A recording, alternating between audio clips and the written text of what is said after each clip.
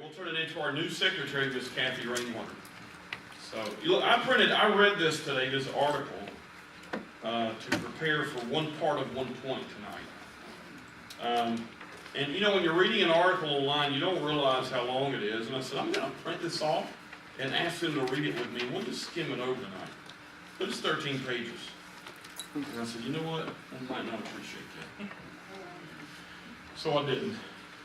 All right, so hope everybody's doing good. Had a good week so far. It's summer. We don't do spring anymore. 65 to 85 degrees. And so I'm loving that in a very sarcastic tone. You shouldn't sweat in April. You know, you just should. We turn our air on today, first time. We like to wait till May. We just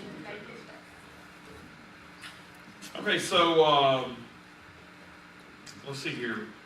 Hospitalized, Brianna John still physically doing better, but mentally, I guess some improving needs to be done there. And you folks can see the list here. Anybody need to add or take away or mention anyone? We'll get that portion of the service going. Yes, sir, Brother Roger. Mention someone, Mike Gateway. Okay. This is cousin, we worked together for like 30 years. He had a motorcycle accident here locally last year. Mm-hmm. He spent a number of months in the hospital at Kingston. They put him in rehab. 2 weeks ago, he has a brain injury. Mm-hmm. Some people he knows at times, and then the next minute he doesn't know see his wife. Mm-hmm. He got pneumonia, he lost 50 pounds, he's at Keystone now. Mm-hmm. Still not doing good. I talked to Cindy, and they're going to put him in some other trauma center to work on his brain. Mm. So what's his first name again? Mike Bitley, cousin of Roger, motorcycle accident. All right. Anybody else? Yes, ma'am. Lee Harrison had a heart attack this morning. Song leadership. Oh, okay. What was his name again? Lee Harrison. Lee Harrison. There you go. Out of nowhere. On cue. He used to do that. It could be like a hip hop or country song or something. Something terrible. He lives in Mineville, Alabama, Okay. and this is a bunch of them, but he's half this year. Hmm. Okay. Yes, ma'am. Take some short I was trying to get my children and brothers. My mother's in the hospital. She just called me when I was outside. Her blood pressure's been doing really crazy things for a couple of months. But hers is really unstable right now, so they've added and taken away from medicine. So today she was, and yesterday she's been almost like passing out every time she would stand up. So they had her in the hospital since noon, and they're going to keep her overnight, but they don't know why it changes so much. But it was high, and then it get down to 75 over 50, which is really low. Mm-hmm. But the heart rate was continuing to really, really raise. So I don't know That's what your they're mom. going to do. That's my mom. Okay. What's your first name? Alex, Iris. Iris, Christy's brother. Gleason. All right. Y'all come on in anywhere? Anybody else? I got a praise, Brother Dan. Yes, sir. I Good. noticed Sunday, one of the, I don't know, it just hit me, and I kind of almost lost it during the song service. I noticed, I looked out into the congregation, and I watched Anthony reading and singing along with the songs off the wall. Really? To see him doing that, it almost overwhelmed me, because there was a time when, if I can be honest, I didn't know what to expect of Anthony, but to see him standing and reading and singing, worshiping, it was something that I just thought we needed to remember. God is still, He's still amazing. Awesome. buddy, Jason Miller's doing, he's at home doing better, but just a lot of rehab, so nothing really much there. Other than a long road ahead for him. Most of the bones in his face broken or crushed in some way, so. A lot of rehab. Nasal, heard today they had to do something with his sinuses that, I mean, they were just messed up, broken, crushed, whatever happens to the sinus cavities. So I got a feeling that's gonna be his worst, that's gonna be the worst part of all of it, is the sinus cavity being messed up, so. Pray for him and his family. They're fairly young, so he's a lot of working years, he needs to be able to work again and provide, so. Anybody else? Yes, ma'am. We take Amanda Carter off. Oh, yeah. Yeah, we House? Yeah, we decided not to get it, it was too small for us, so we're looking somewhere else. Okay. I know where one is. Amanda Carter, okay, Amanda, we can take Amanda Carter off. Ken Huckabee. Okay. Any updates on anybody that we need to know about before we get started on the other? Anybody? Our neighbor, Oh, yeah. Alice McLeod, MCLEOD, Mm-hmm. had abdomen surgery for blockage today. I checked on her, she was still in surgery. Have not heard. She came out of surgery, Charlie, and is doing very well. Everything went well. Ms. Kilgore said she's out of surgery and everything went well. So that's good. Good. Anybody else? A lot going on, isn't there? Just with this size group with all the people we know. You know, you don't have to look forward to see trouble, tragedy, and the worst of the worst. Is that it? Oh, yes. I don't know either one of these people, but, sometimes they think I'm pretty cool. So sad for that whole thing. Oh, glad you mentioned it. Yeah. Yeah. I'm just certain at this point in time, after a tragedy like that, the media is extra obnoxious because Oh, right sure. now, gun control is, Yeah. you know, and they'll use them as a statistic. And Yeah. so I'm sure they're getting driven crazy. And you know, I was talking with my family and said, whichever parent left that low enough for a child to have access to, which if you got boys, sometimes you still Yeah. put something way up and Yeah. they hit you. But whatever did that, that's what people call on the family, it just will. Yeah. And then there's also a family that Chuck and I don't know, but some families we know where the husband evidently got into a little bit of depression and then killed himself. I think it was in Bonneville. Mm. Killed himself, killed his wife, killed their child. So, Teenager, was it a I teenager? think it's 6. Oh, This was just like 2 or 3 days ago. And Mm. he used to be a fireman, and just went through a real bad depression, and Mm. that's how he was going. well, as far as the boy, that's Terrible tragedy. local, and that, I mean, to us, it's more Cobb, but it's Paulding. We feel like we hang out in Paulding, so I know you guys are not far from the camp I circle. didn't hear about that. He was 3, and I think I heard from a pretty reliable source he shot himself in the chest with it. So I'm sure he turned it around on him, and like boys do, you know, is it a toy, is it real? And the key not only is leaving it high, but people leave one chamber. Yeah. And I don't understand, I know why they do it. My brother's a cop, so every gun he has is chambered, everything. But if you're used to revolvers, that's the equivalent of having the hammer back on a revolver. But the hammer's concealed in these automatics, so you'll see it. But it's, all you gotta do is 3 pounds of pressure, and it's, so the bad part there, I mean, we've got 1 or 2, and to protect the family. And if my kids wanted to get to them, they probably could. I know they could. But they have to do some working before it goes off. And that's Well, what- there's a point of putting it accessible enough to where you Yeah. actually use it, and then, Yeah, it has to be accessible enough.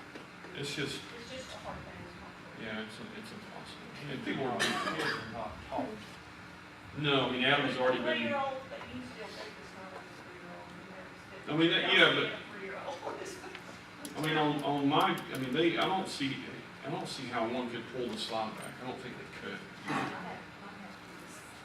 Yeah. Yeah. Something's Yeah. got automatics. it's still small. Yeah, it's a little, So would that long. be? It had to have been chambered.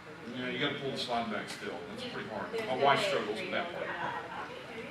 Yeah, so a 3-year-old should be able to do it, so. If you got a gun, just don't keep it in the chamber and ask the Lord to give you an extra second, so when he keeps your door in to, that's all you need, just a little extra time. I've got a dog, I think that'll slow him down. That's what I was- Yeah, My just dog, tells her, give me about 30 seconds. I'll be ready to roll. I think he can. Yeah, that's all you gotta do is rack a shot. It's tragedy, it's tragic. The last I heard, they were literally in shock over it, and they couldn't even process it. They didn't even, they were just kind of in shock. So. Oh, yeah. Yeah. Ridiculous. That's what it's on the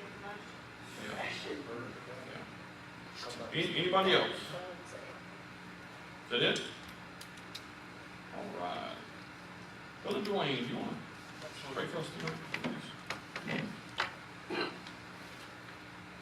Dear Heavenly Father, we thank you for the blessings of this day. Father, we thank you for this place that we gathered. God, we just give it all to you tonight. Father, you've heard these prayer requests that are on our hearts and weighs heavy on our minds. And God, we don't even when we don't understand, we know that, Father, you're still in control. And God, we just pray for each family that has been mentioned here, all those that are sick. Father, we want to be careful to give you the praise for all those that are doing much better. God, we just thank you for people that still want to pray. People still believe that prayer changes lives. And Father, we're thankful for those that believe that you're still making differences in everyday life. And Father, as we open up your word tonight, Father, we ask for a crystal clear vision of what your word says, that we'll be able to apply it to our hearts. Father, we'll never be ashamed of the gospel. We'll take it into our communities and our workplaces. And Father, it'll be evident in our homes and in our lives. Father, continue to bless Brother Danny and everything that he undertakes to do. God, we're so thankful for him and his family. We ask you to guard his heart and his home. Father, we thank you for County Line and all those that make it up. Father, we just pray that you get honor and glory out of our living. Father, we thank you once again for just loving us. For it's in Jesus' name we pray. Amen. Amen. Thank you, Dwayne. All right, if you got your little white paper, if you don't have one, can you let me know and I'll run you one. We got a few. Oh, thank you, sir. On the left. And we're going to review for a minute, and I took a day today to come study. I probably shouldn't have, because the weather was nice and there's grass to cut. But I did, so I'm kind of cocked and loaded, to use a gun metaphor since we're talking about guns. But I can't be too cocked and loaded because we got to be done as usual by 8. Let you folks go home. We have a leadership meeting tonight, so I can't go over. But anyway, I do want to review for a minute, and we're not really moving on to too much new. I mean, we've been talking about the moral argument for the existence of God. And so if you're confused at this point, at any point, let me know, raise your hand. Don't feel stupid or silly. There are no stupid questions. And there really aren't, usually. I have kids, so sometimes there's ignorant questions where they just don't know, really. They don't know. So everything's new, which is cool. So when you get into a new subject, for me, like apologetics, like it's new to most of y'all, this is like being, to me, it's like being a kid again, and all of it's new. It's almost all new. Some of you may have never heard any of this before, ever in this way. When I started studying apologetics, I had never heard anything like it. And when I Googled these guys and listened to different speakers, it was a whole other language. I've never heard anything like it ever since. So if you feel like a child, ignorant of certain things, don't feel bad. Do like a kid should do. Ask questions, please. And because that's fun. It's exciting to me to have dialogue. Our Sunday school class is having dialogue right now, and it's very exciting, I think. I'm having fun. Everybody asks me every Sunday how it's going. It's going great. I'm doing great, man. I'm up there talking about Jesus. great. They all may be miserable, but I'm having a blast. So here we go, the moral argument. This is the argument. And again, when I say argument, I don't mean like when you argue with your spouse, you know, where you tell them you're right for 3 days and then you finally say, okay, whatever, sorry. You know, this is an apologetics. This is how I apologize to my wife. I explain why I messed up. This is my defense on why I forgot the cookies at the store that I just forgot. Because my mind was full of other things. Okay, so I can't hold but so much in my brain, and then you send me a text that's supposed to be just 2 or 3 things, and it's an autobiography that shows up on my phone that long, and what happened to 2 things at the store? Amen. So your mind gets off track when you're supposed to be doing something. No, I mean, my mind is, Just bring my point now. no. We were talking about the, Yeah, but I'm still there. I'm still there. oh, Oh, yeah. It's a minor diversion. So, you know, whatever. That's what I say, like a teenager, whatever. I do have a text. I do. But when your brain has calibrated itself to 3 items or less, and there's 12, what happens? That's it. I had 3. You added 9. I may get 2 extra. That's it. This is my argument. I'm still on track. This is my argument as to why I didn't get the cookies. My explanation. So apologetics is you explaining why you do what you do, which is very important. Okay, so here is the moral part of this argument. We've gone over 3 others, and this is the 4th one. Y'all, we're still in the very first part of apologetics. This could last a long time. It really could. That's fine, but we got a long ways to go. I'm in a hurry. So here's the moral argument. You sit down with lunch with a guy, and he's like, I'm an atheist. God doesn't exist. Whatever. We're not talking even Christianity yet. We're trying to get them from atheism to theism. I don't believe in God. I do believe in God. Then we're going to take them from, yes, I do believe there's a God, to it is the God of the Bible, all the way to Jesus in the Gospels. So and this is the job of the Spirit, but God uses people to do this. So I don't believe there's a God. Okay, maybe there is. Yes, the God of the Bible seems reliable. Yes, okay, the Scriptures seem reliable. Okay, if the Scriptures are reliable, the Gospel is the focal point of the Scriptures. Then you get them to the Gospel. Jesus is the focal point of the Gospel. So, you see what I mean? You just narrow it all the time. But you're in the first few lunch meetings with your buddy who's an atheist. And your argument number 4, which is the moral argument, I'm just reviewing. If objective moral values or absolutes exist, then God exists. It's pretty simple. Objective moral values do exist. Romans chapter 2, remember that?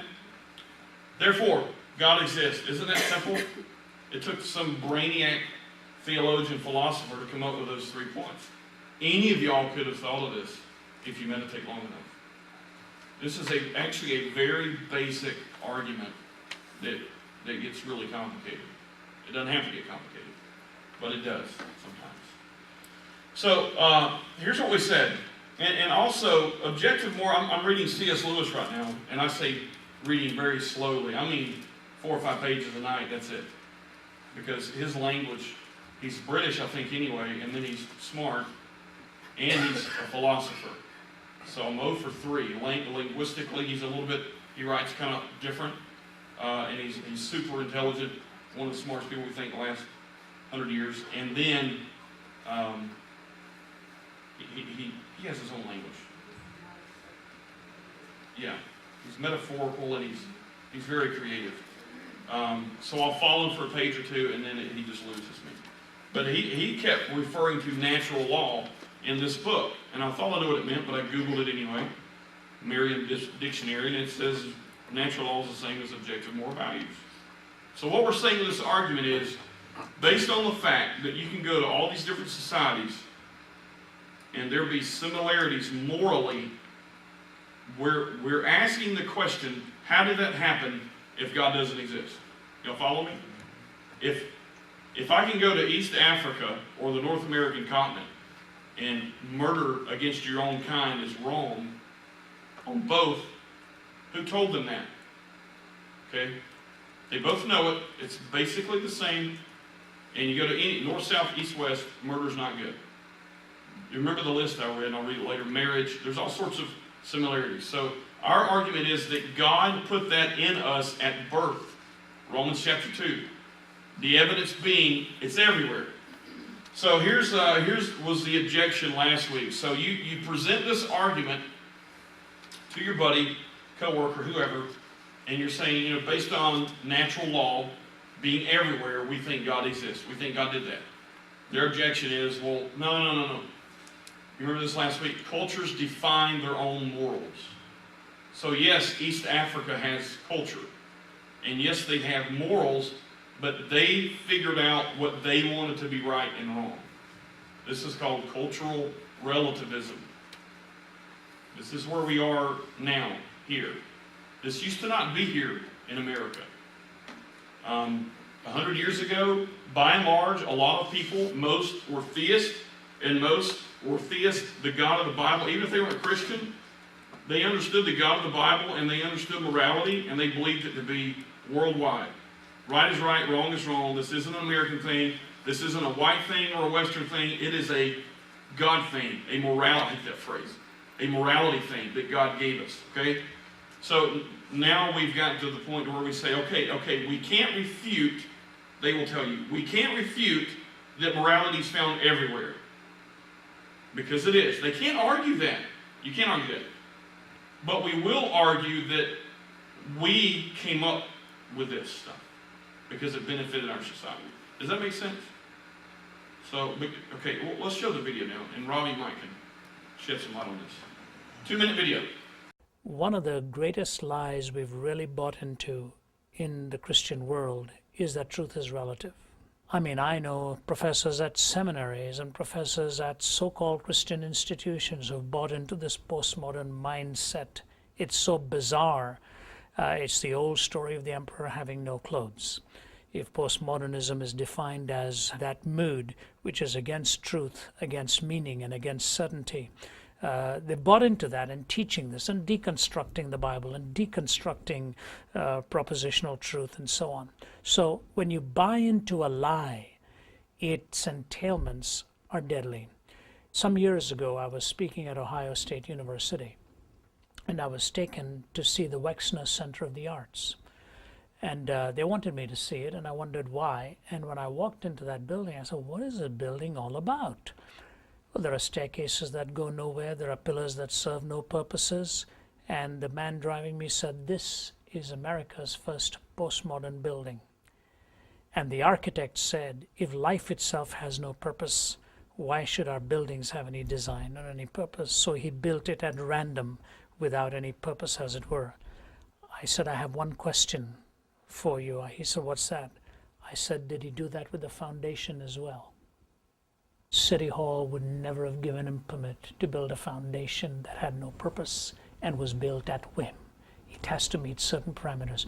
We can fool at the infrastructure level. We daren't fool at the foundational level. So when you buy into a lie, you mess with the foundation. You simply cannot build your life on a lie. It will collapse at some point. That's why Jesus said that his word abides forever. His word cannot be broken. Not to go beyond what is written, that the word of God is the propositional truth that God has revealed to us, and we measure all other assertions by that truth. And if it violates that truth, it is a lie. Did y'all, thank you, Chuck. Did you guys understand what he was saying in his kind of broken native or Indian American English? So you got a building that they literally built with staircases that go nowhere and such. And the guy was proving the point that this is what we're doing in our society. There are no more absolutes. You can't tell me a building has to be this way or that way and have a purpose. It doesn't have to have a purpose. So they spend a few $1 million building a building that literally has no purpose other than to demonstrate that life has no purpose. This is Ohio State, America, okay? And his point was, fine, you can You can play these games with the walls and the ceiling and the staircases. You can't do it with the foundation because the rest of it doesn't hold up. That's the best example I can think of. You can play all the word games you want, and these people will, relativism. You can play all the word games you want and tell me the building doesn't need to be square, the roof doesn't have to have the right pitch. It can, fine, we can argue that, but you can't argue the bottom has to be flat, or the rest of it collapses. And that is in America where we are. We're playing with the walls and the staircases, and we're pretty close to finding out. I think we're pretty close to finding out that the foundation can't change. Europe has already found this out. Okay. Germany did in the 20s and 30s, which led up to World War II. We'll get to that in a minute. They figured this out. I don't know why we can't look to Europe because they're ahead of us as far as trends. I don't know why we can't look to Europe and see that it isn't going to work when we get to where we're going, which is no foundations. So, cultural relativism defined is the view that all beliefs, customs, and ethics are relative to the individual within his own social context. In other words, right and wrong are culture specific. What is considered moral in one society may be considered immoral in another, and since no universal standard of morality exists, no one has the right to judge another society's customs. Now, where does that take us? Example, and this is legit, the cultural relativist believes that Westerners should not impose their ideas on the Islamic world, including the idea that suicide bombing of civilians is evil. We had professors saying this to our kids and grandkids when it happened, 9/11. Islamic belief in the necessity of jihad, that's holy war, that's where they declare war on anybody that isn't Muslim. Islamic belief in the necessity of jihad is just as valid as any belief in Western civilization, the relativists assert. And America is as much to blame for the attacks of 9/11 as are the terrorists. Do y'all remember hearing that a time or two at 9/11? The few that were brave enough to say that we're partially at fault for this. We've created these monsters. That's where they're getting it from. We've tried to westernize the world, which we shouldn't do. We don't need to westernize anybody. But Christianity, folks, is not an American thing. They'll tell you that Christianity is like a Western American, European thing. It didn't start here. It won't end here, according to the Bible. It started somewhere else, right? It didn't get here even first or second or third. So don't let somebody make you think that your Christianity is just, you're born in America, so you're a Christian. You know, it's just the way it goes. Okay, so problems with this objection. So we say there's absolutes, that proves God. They say, no, we object. We come up with our own absolutes. Each society does, and that explains why every society has morality. We thought of it. So then we object back to that, our argument. This is problems with the objection. This is last week. Anthropologists, the study of humans, past and present, have realized that cultures they study share many common beliefs and customs. I read the list last week: marriage, fidelity of all sorts, honor, integrity, character. Those are good everywhere. Murder, bad. Stealing, bad. Taking care of your family, good. That's everywhere. And I read from a lady who's been studying anthropology, I think, for 30 years, and she said every society she has ever studied, she listed about 20 things they all had in common, it was very American. So again, we object and say, no. This is too universal, and it resembles each other too much. We cannot have all coincidentally decided so many specific things are right and wrong. Are y'all following me? Does that make sense? Okay, so our number one problem with their problem was anthropology disproves them. And then I read from Paul, he was shipwrecked. Remember this? Last week? He wasn't shipwrecked last week. I read last week. Paul's shipwrecked, okay? He and all the prisoners, it's a prison ship, they float and swim to safety. The barbarians, as Acts puts it, in other words, uncivilized, ungospelized people, receive them and are, very, very kind to them. Paul goes to get firewood, a poisonous viper comes out, strikes him on the hand, and they sit there and wait for him to die. And what did they say? Well, no, before he survived it, when it bit him and they're waiting on him to die, what did they say? He must have done something. Yeah, surely this man is a murderer, and even though he escaped the slave ship, the justice Remember that? Yep. Justice will see to it that he dies. Now, where do they, karma? I heard that yesterday. Somebody said it to me again, karma. Oh, bad karma. Who's in charge of karma, dude? Well, there's no about that. Well, who's in charge of karma? I mean, somebody's got to be, if you do bad and bad comes, who did that? You know? What I saw in that, Oh, I didn't see that one. it was like a quick series, we need to watch this. Oh. But anyway, the karma, the Mhm. news, Yeah, okay. very She Eastern. said there was never been a beginning, there will never be an end, it's just a cycle. Oh, wow. So karma is a cycle, Yeah. just like life is a cycle. And you create your own good. And it's or just bad. like that.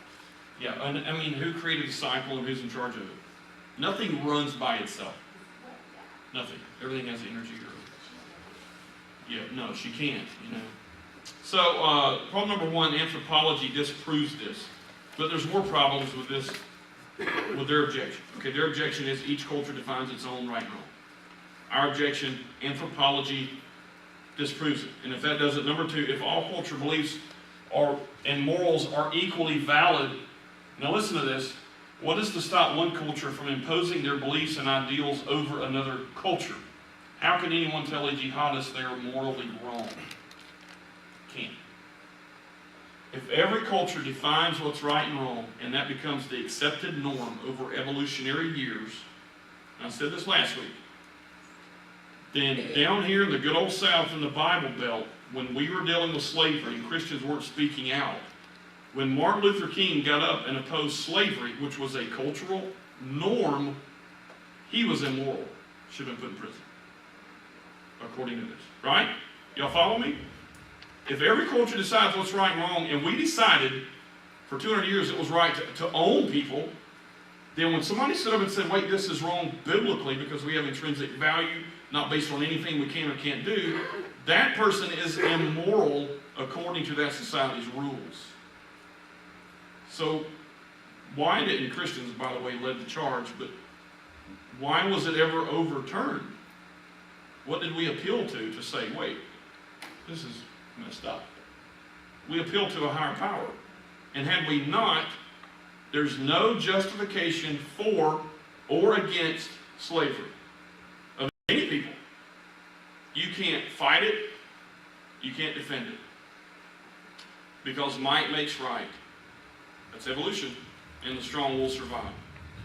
And if I am numerically superior to you or physically, then I can own you. And morally, I have done nothing wrong. Does that make sense? That's a major problem with...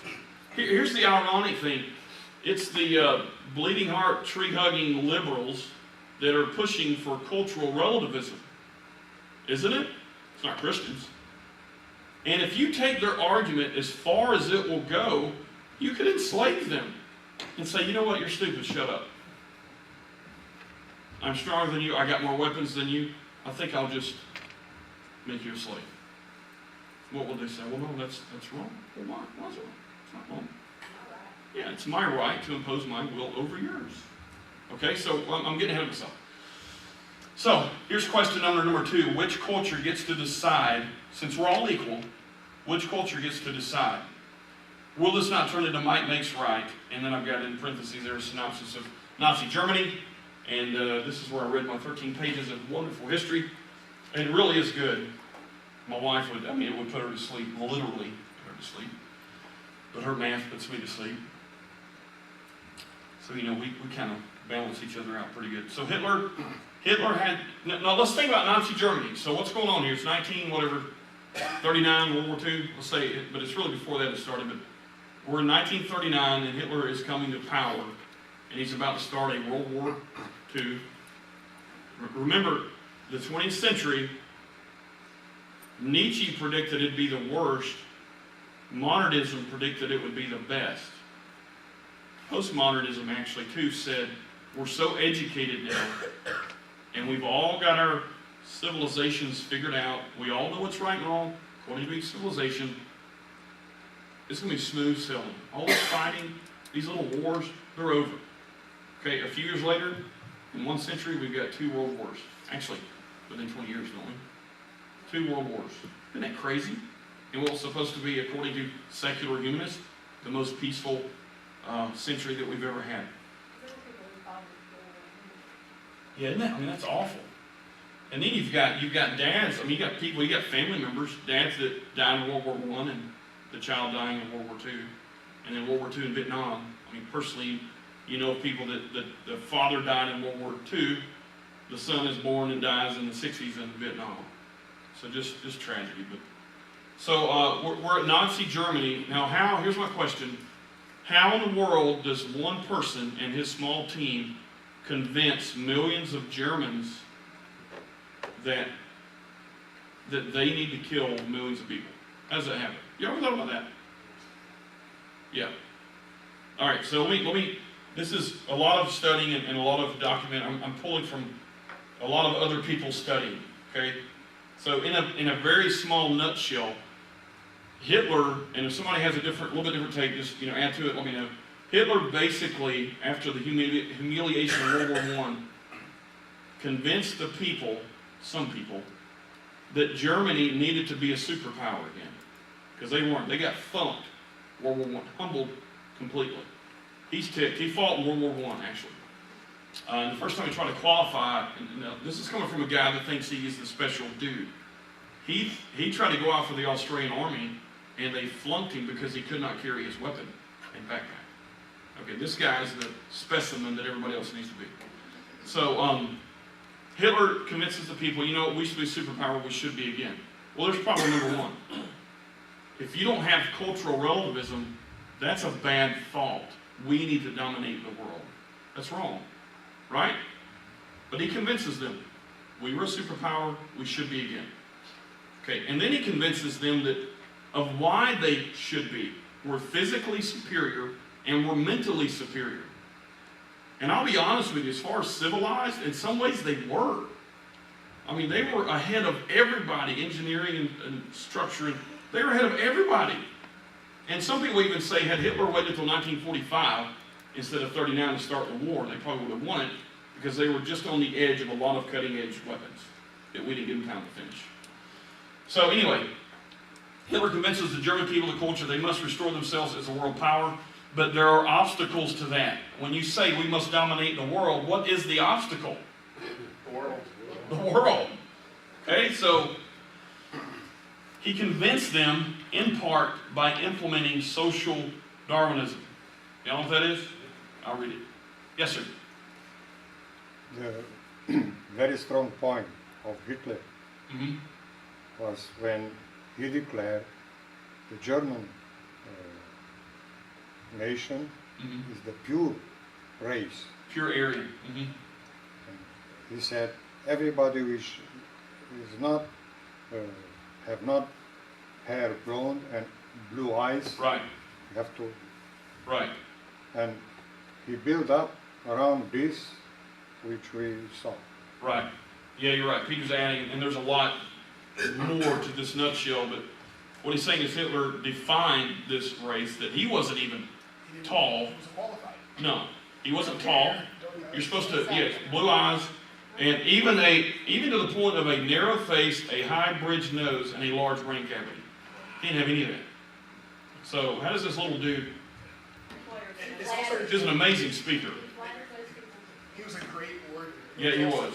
It's also worth noting that he rose to power through popular election. It wasn't like Right. he just rose up as a dictator. He appealed to their emotions. To the people. and to No, the other masses. leaders didn't like He him. was like, guys, we were this, Right. and we're not because of Right. these people. And he assigned blame. Right. And You're right. It was just kind of a natural play of emotions, and as a skilled orator, he was able to. Very skilled. Very skilled. I was reading a biography of a dude that heard him speak many times, and another biography of a guy that taught him in high school or middle school, and they all said the same thing. When he got in front of people, small or big crowd, didn't matter. This guy did not like him, one of them, and said, I was mesmerized when he spoke. And to the point where they said his voice had changed drastically because of a mustard gas attack or something in the war, and it actually almost ruined his eyes, and it stripped his vocal cords to some extent, and it gave him this authoritative voice.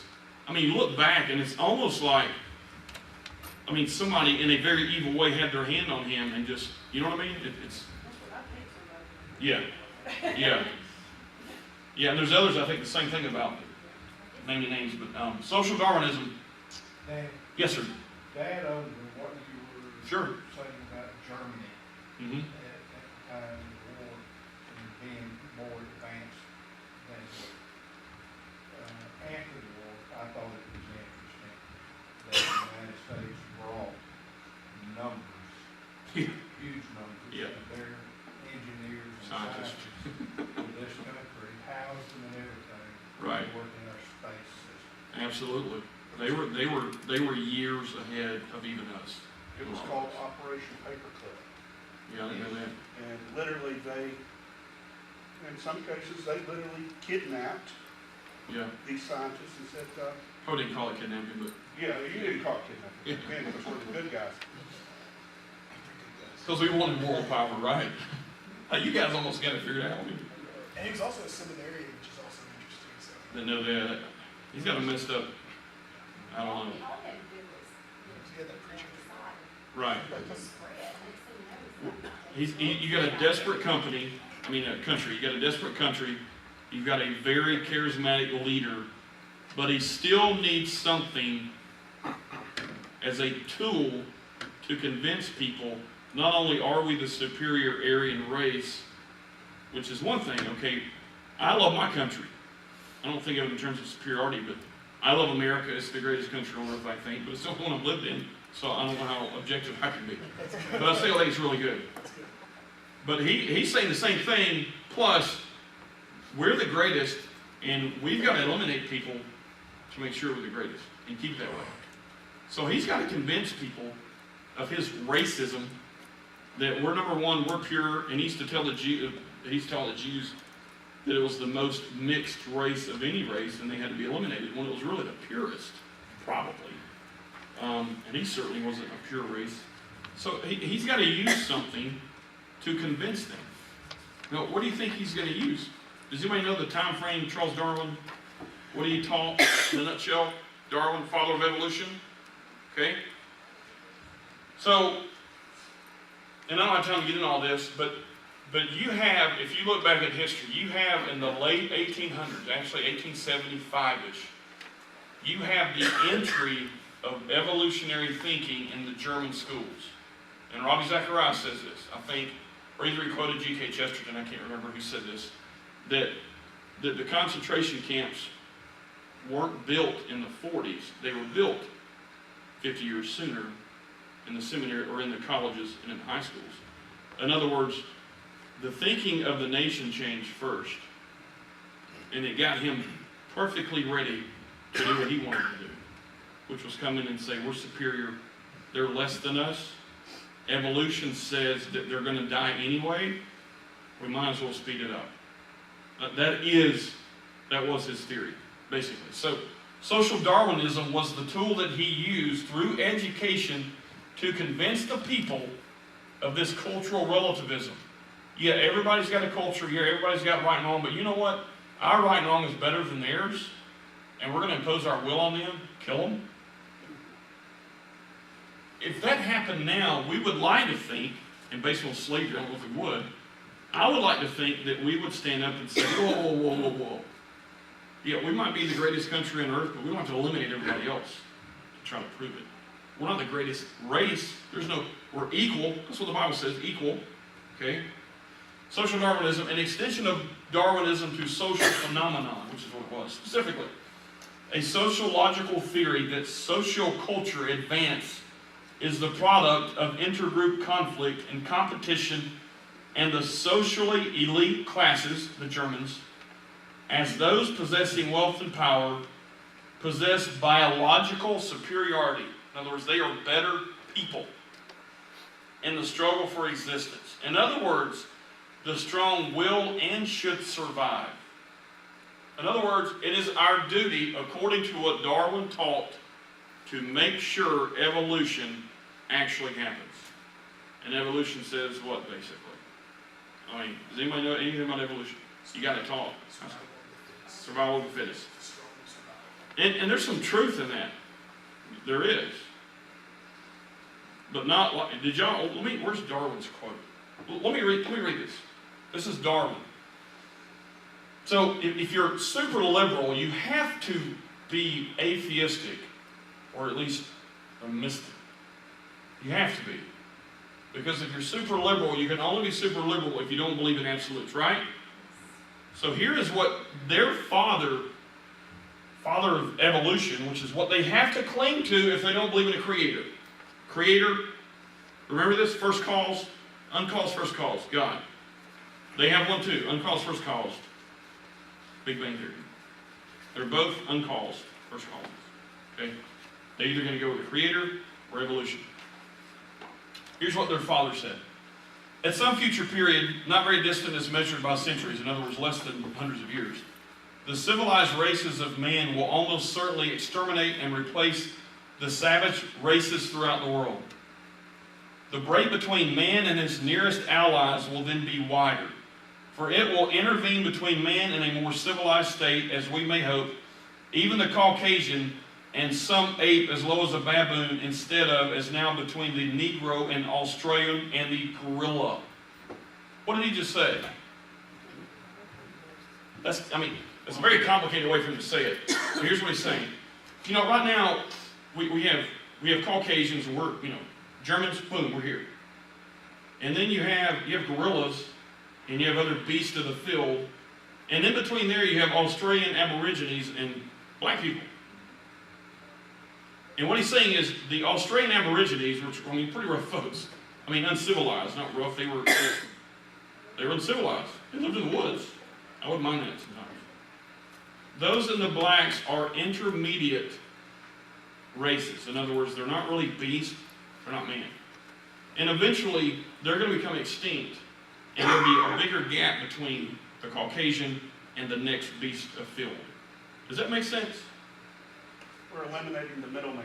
We're eliminating the middle, unpure race. Do y'all understand what he's saying? That's as racist as it gets. You're literally saying that race is far less than us. Exterminated. And Darwin said, surely they're going to be exterminated. He meant by evolution. In other words, the black and Aborigine they're just not going to make it. They're physically, mentally, whatever. They can't make it. Evolution is going to kill them off.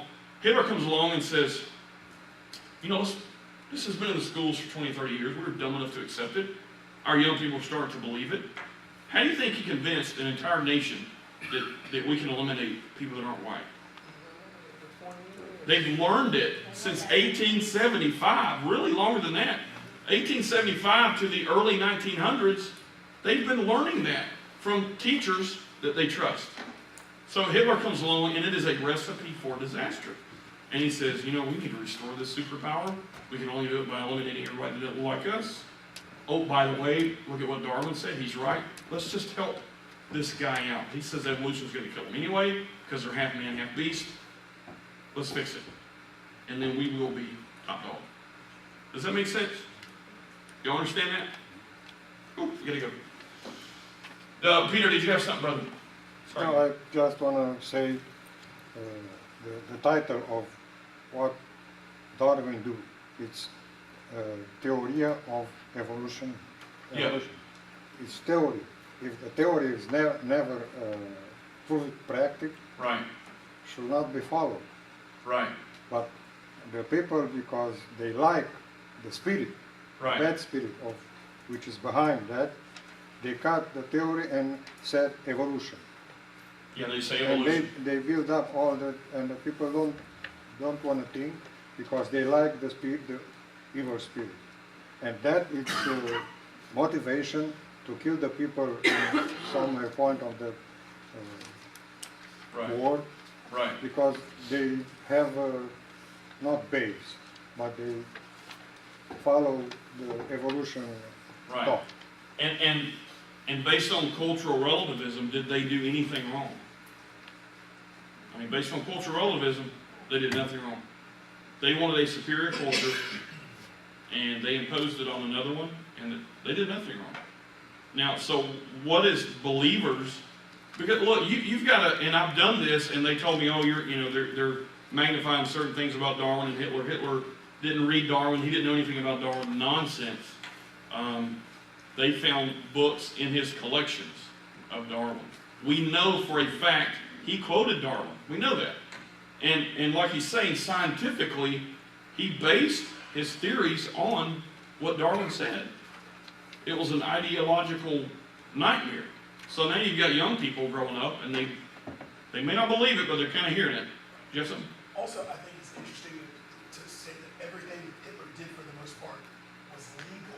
yeah, So it also goes, like, talking about the moral argument. Legality doesn't necessarily facilitate morality. Slavery Right. was legal. right, And so we as believers, you know, like it's easy when you put yourself here, you say someone else is not even human, it Right. makes the atrocity of you killing all these people, you know, Yeah. not even evil, just it's kind of like getting rid of a down yeah, dealer. a nuisance, So Yeah. that was the seed that was planted. dehumanized. Yeah. So when you don't even see them as human, Right, whatever you do to them. do anything to them. So legality and morality are not the same. So there are things that are legal Right. that are not under any circumstances moral. Right. I mean, as Christians have to, you know, just be able to distinguish that. He changed the judicial system for his goal. You know, the judicial system changed. If you weren't in the Nazi party, you weren't a judge anymore. Yeah, So, as he said, I changed the law so it's to not suit his to ideas. suit his idea, which makes it right. So what Because it's culture, not against the law. Right. and what culture can come in and say, you're wrong? Because we did, the whole world came down and said, you're wrong.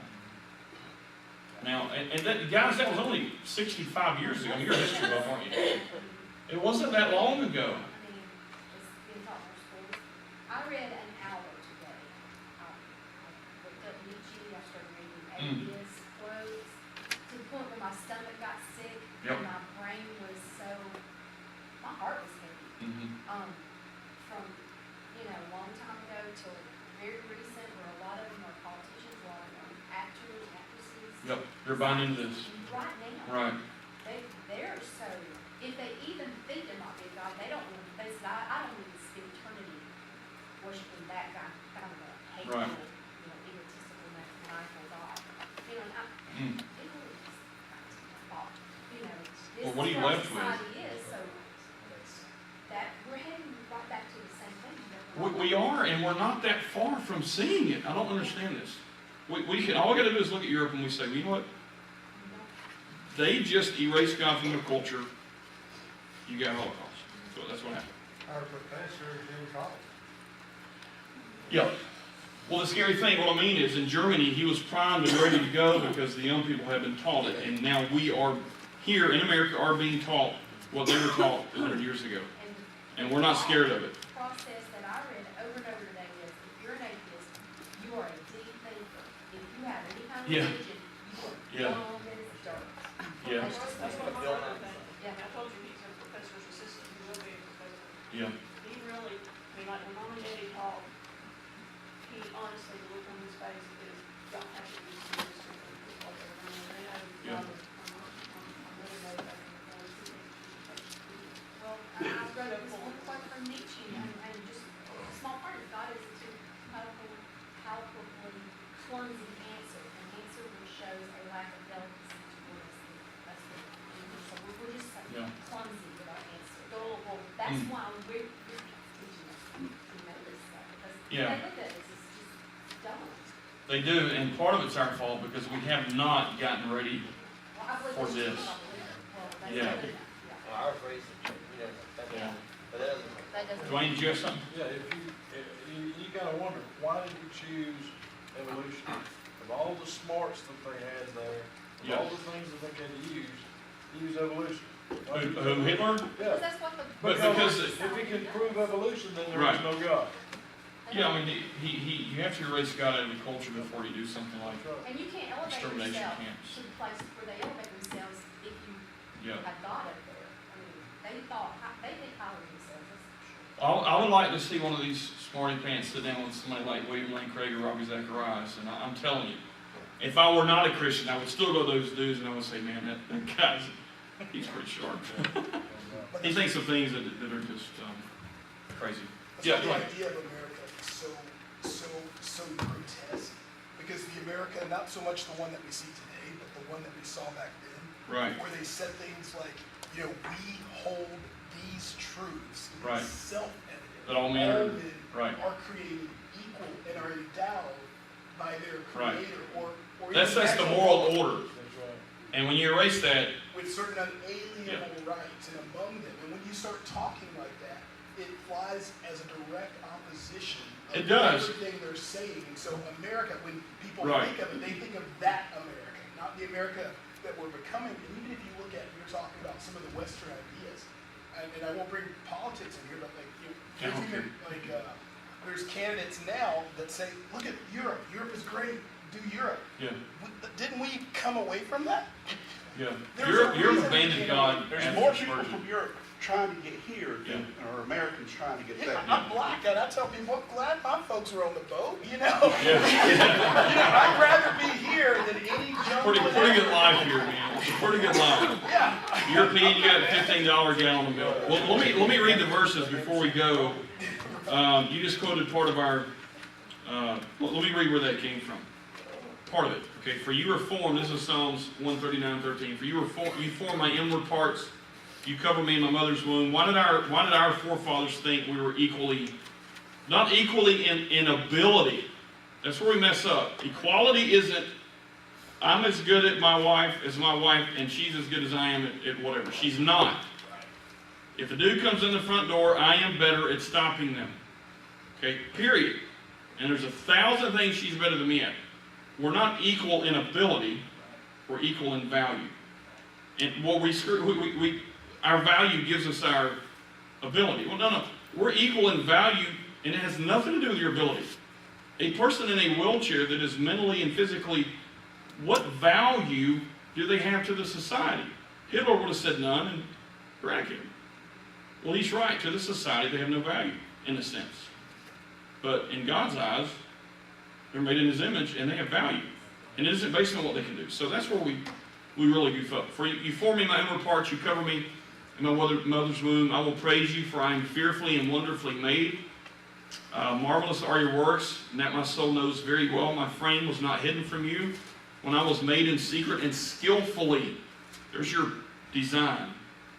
Wrought in the lowest parts of the earth, your eyes saw my substance being yet unformed. And in your book, they were all written. That's interesting, isn't it? What does he mean there? The days fashioned for me, when as yet there was none of them. In other words, God thought of me, He designed me, He formed me, and He ordained my life before I was ever born. He knows exactly what's going to happen and how long it's going to take to get there. So our forefathers took verses like that and said, we have equal value, not always equal ability, equal value. Okay? And based on that equal value, no culture is greater than another, and slavery cannot be right, and the Holocaust cannot be right. It doesn't matter what physically is wrong with anybody. What cracks me up though is the professor's assistants that might be atheists will treat us like we're stupid, but all they have left to hold on to is no God, which means I can do anything to you that I want to do. So if you, in any debate or argument, let them talk, ask them questions, and take their idea as far as it'll go. Because they stop short. You say, no, keep going. Keep going. Cultural relativism. Nazi Germany. Oh, you're crazy. Well, look, folks, history can't be rewritten. We're trying to do it, but it can't. You had the Holocaust because, and only because, you had cultural relativism. The erasure of God from the society. So when that happens, you can get away with anything. And I'm afraid that's where we're. This is problem number 3 with their problem with our problem. Number 3, cultural relativism ultimately breaks down into individual relativism. You understand what that means? So let's say we've forgotten every other country in the world, and we get to our country and we say, this is our culture, don't impose it on anybody else. What's right is right here, but it might not be right in Eastern Africa. And we have our culture with our right and wrong. And then that's going to break down into what? Now, where are we right now with this bathroom situation? Individual relativism that was based on cultural relativism that you can only get when God is removed. You know, I was made this way. Whatever. You know, what about the rights of my daughter? What about my rights? I don't know what I am. What about my daughter? Whose rights? Somebody's always being offended. Somebody's rights are always being messed up. So now what is the tiebreaker between a person that's confused that is in the bathroom with my 8-year-old daughter? Who's right? You know, they can't both be right. There's got to be a higher law. So we'll get to that next week. Any questions, comments, concerns? Yes, sir. Peter. I think I read it, but if anyone can confirm which I heard or I read it, I cannot remember. Charles Darwin, that is, I read it or I heard it. I don't know.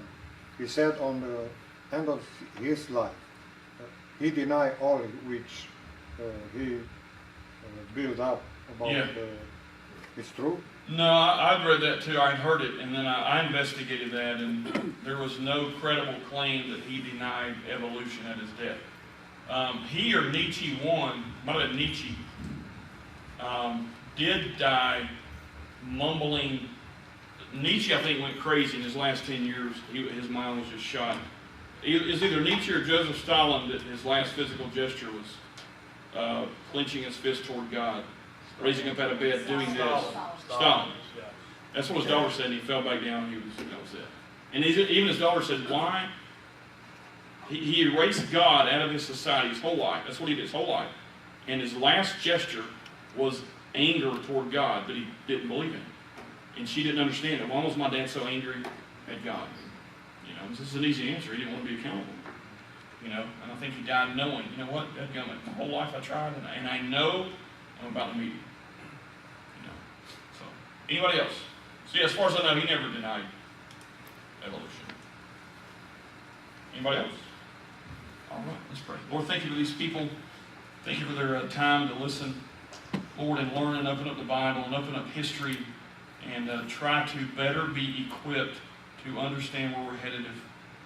If young people probably, Lord, don't stand up and say, we've been here before, let's learn from others. So, Lord, make our path straight and help us to see clearly what we're doing and give us wisdom. I ask you the things in Christ's name.